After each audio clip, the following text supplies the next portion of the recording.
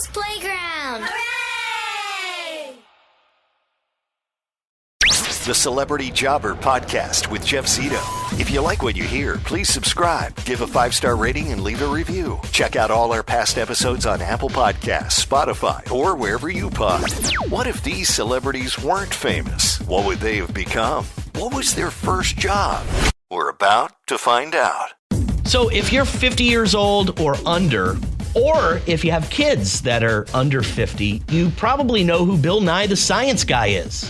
He had an educational program running for years, and they showed it in the classroom all the time. You know, you don't think of scientists as having a sense of humor, but it's different with Bill. It kind of broke the mold with this guy. But there's a reason for that. He kind of had a brief career in comedy, which we're about to find out right here on Celebrity Jobber with our guest, Bill Nye, the Science Guy. Vito, it's been years. It has been years. You know, we did speak once many years ago. So how have you been? I've been like always, only more so. Okay. I see you still haven't lost that sense of humor. Well, you better not. If you lose your sense of humor, life is especially grim. You know what's funny? But go ahead. I was just going to say, Bill, you know what's funny? Scientists aren't usually funny people. What makes you say that? I know a lot of scientists, and they're very funny. Maybe it's because I don't know many scientists? That could be. That's a question. Yes. So can we dive deep into the Bill Nye the Science Guy origin story? Because obviously the kids know you. Well, not even the kids anymore. I remember my son used to watch your show, but he's in college now. And I think that's pretty cool that he watched your show when he was young and now he's in college. So it seemed like you put him on that path. That's good stuff. I can't say that for SpongeBob. You had hardly any influence on it. It was all me. Half hour every week back in the 1900s. No, it's great. So tell me a little bit about where you're from and where you grew up. Well, I grew up in Washington, D.C. Okay. And one summer day, playing cards on the front porch, I got stung by a bee. And this was traumatic. I was crying. It hurt. My mom put ammonia on the bee sting, and it felt better. Apparently, ammonia denatures the bee venom somehow. Wow. Breaks it down chemically, yeah. But the ammonia bottle has skull and crossbones on it. Right. My mom's trying to kill me, which, I could understand. I was a rambunctious boy. But then, that same summer, or my recollection, let's say, about the same time, in Ripley's Believe It or Not, it said, according to insects which have been flying for 350 million years, according to aerodynamic theory, cannot fly. And even as a kid, I went, hold it, the insects, the bees are flying fine. The problem has got to be with the theory. And this, I'm not kidding, this led to a pattern of inquiry, like question stuff grown-ups tell you. Right. Kind of thing. And this is the essence of science, is observation and curiosity. It's funny you tell that story, Bill. When I used to have poison ivy, my father brought me into the basement, rubbed my poison ivy blisters with a steel brush that you would brush a dog with, and then also rub or pour ammonia on my hands, which, by the way, the poison ivy was gone the next day, and so were a few layers of my skin. Yeah, I was going to say, that's a catastrophic, traumatic way to deal with it. And just notice, everybody, that his father didn't get poison ivy by scrubbing his wounds. Poison ivy is a autoimmune thing. You're giving it affects you, and that's why many people start out, or that seems to be related to why many people start out seemingly immune to poison ivy. But the more times you're exposed to it, the more times your own immune system responds to it in catastrophic wire brush ammonia kind of ways. So where did you go to college, Bill? Cornell, and that was a result of some wonderful clerical error in the admissions department. Really? So I think so. I mean, the people I went to college with were so smart. You're a But scientist, I'm a Bill. mechanical engineer. Yeah, well, I'm a mechanical engineer. It's all physics. So is that what your major was at Cornell, mechanical engineering? Yeah, Okay. yeah. Mm-hmm. And tell I me, got a job at Boeing. That- If you're ever on a 747, don't worry. My boss looked over things very carefully. that's amazing. So where did the comedy come from? Because again, to me, and again, you've already corrected me once today and said scientists are very funny people. Maybe I just don't have many interactions with too many scientists. Depends on the scientist, I think. This is true. This is true. Bigger sample size. Yeah. So you've got a mechanical engineering degree from Cornell. You go into the workforce as working on Boeing 747s, and then where did you come into comedy? So what happened was Steve Martin, his first two albums. Wild and Crazy Guy. That's the one, yeah, and Get Small. They were so popular so quickly that Warner Brothers Records sponsored this Steve Martin lookalike contest. And I entered in Seattle, and I won. You're kidding. In Seattle. No, I'm not kidding about that. And I did not advance beyond Seattle. Okay. The guy who ultimately won was from Nashville, could play the banjo, for crying out loud. Wow. And so, yeah. He came out on Saturday Night Live before Steve Martin one time, and it was, he was very good. But that aside, after that, I started trying to do my own jokes. And I met these guys at comedy clubs on open mic night, and eventually I quit my job, October 3rd, 1986, roughly. Were your parents upset with you, Bill, that they spent money for a Cornell education, become a mechanical engineer? You gave it all up to tell jokes on a open mic night at comedy clubs?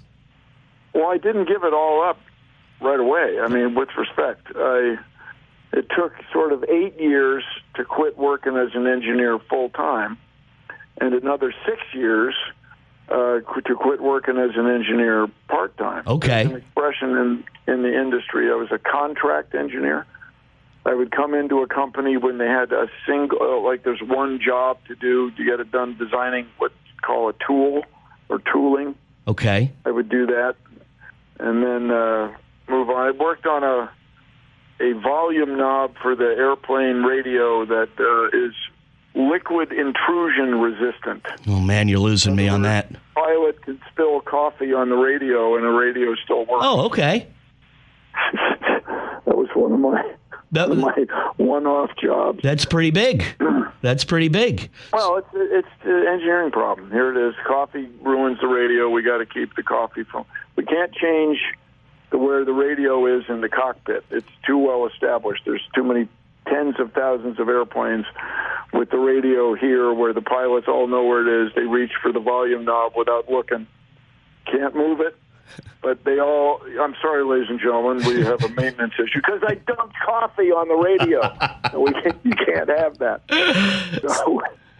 So it's a one-off little thing I did at a company called Avtech. It's Wow. in Seattle. It's a company that's there because Boeing is there. Right. It's a supplier to Boeing. Seattle area has a lot of Boeing aerospace companies. What was your first job, Bill? Like very first paying job? I worked in a bike shop. I assembled Jeton bicycles. Okay, so even as an early age, putting stuff together was your bag. Yeah. Mm-hmm. And then what about your big break? I mowed lawns. That was a job. Yeah. Mowing lawns and newspaper routes, stuff like that. But I think I delivered the Washington Post. That's cool. Yeah. I delivered the Courier News. We have a lot in common other than the science, There you Bill. go. But tell me about your big break, Bill. You go the transition from Boeing to the Steve Martin lookalike to the comedy clubs to now hosting Bill Nye the Science Guy. Can you tell me about your big break that led you to that? Well, so I say all the time, there isn't really a big break. I just really emphasize this to people. There's a whole bunch of breaks. So getting into Cornell I had a great physics teacher in high school. I got into that high school because my mom really wanted me to go there, my parents. Then I had a great physics teacher and a very good geometry and algebra teacher. Then I got to Cornell, which was remarkable. Then I got a job at Boeing, which was remarkable. Then I won the local, only in Seattle, Steve Martin lookalike contest. That was remarkable. And then I was writing jokes for this local comedy show called Almost Live. Okay, I remember that. Everybody out there who knows Joel McHale, he also came from that show. Okay. And if anybody out there ever saw or heard of the movie Nebraska, the guy who wrote that movie, Bob Nelson, came from that show. Interesting. And then a writer's meeting, the host at the time, Ross Schaefer, just kind of blurted out, why don't you do that stuff you're always talking about? You could be Bill Nye the Science Guy or something. And Ross is still a dear friend of mine. And I did the household uses of liquid nitrogen. Right. Because we all have liquid nitrogen around. Of course we do. So if your celery has gone limp, you can make it crisp in a few moments with liquid nitrogen.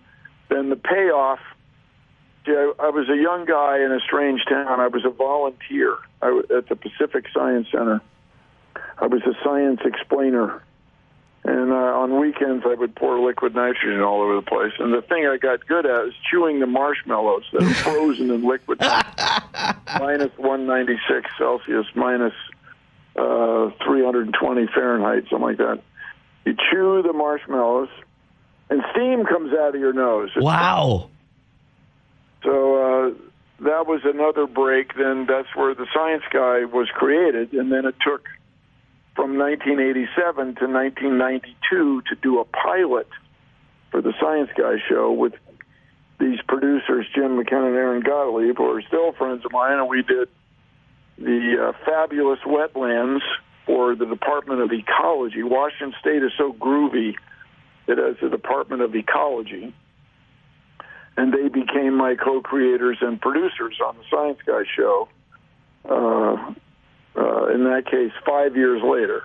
Wow. And then, and so it takes years. It took years to get. It took years, and here you are celebrating your 30 years in the biz as the Science Guy, and his latest show, The End Is Nigh, which is streaming on Peacock. And, of course, Bill Nye, the Science Guy, a very funny scientist, by the way. Very, very funny scientist.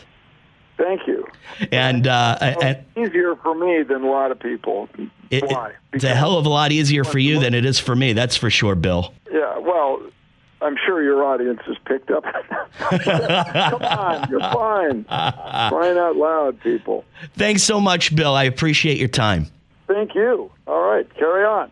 Kind of a joke when I tell a lot of young people, if they're asking me like what they should major in college, I quickly tell them, communications, which was the degree that I have, it costs the same amount of money as a engineering degree. So, people that come out of college with an engineering degree, I think make substantially more money than a guy coming out of college with a communications degree. And the reason people take communications in college, I'll tell you firsthand, it's easy. That's what they say. And it's kind of true. But regardless, an education at Cornell led Bill Nye to a job for Boeing, working on 747s. And then he won a Steve Martin lookalike contest, which started his career in comedy. And then pretty much one thing after another tells you about the little breaks that he had along the way. gets on that local TV show that he had with a few of his comedy buddies. And here we go. He's Bill Nye the Science Guy. It's funny where life takes you. Who knows, this guy might still be working for Boeing if he didn't win that Steve Martin look-alike contest. Hey, by the way, thanks for all the great reviews. This one from World by Mark, who writes, great concept and wonderful to hear celebrities discuss various aspects of their lives and how fate changed the direction of their lives. Another one, my favorite new podcast, What a Hidden Gem. And Houdini's writes, I've known Jeff for years from the radio industry. The podcast is amazing with awesome guests. Thank you so much. Don't forget to leave your review and, of course, a 5-star rating if you like this podcast on Apple Podcast or Spotify, wherever you pod. Until next week, this has been another episode of the Celebrity Jobber Podcast. I'm Jeff Zito, and thanks for listening.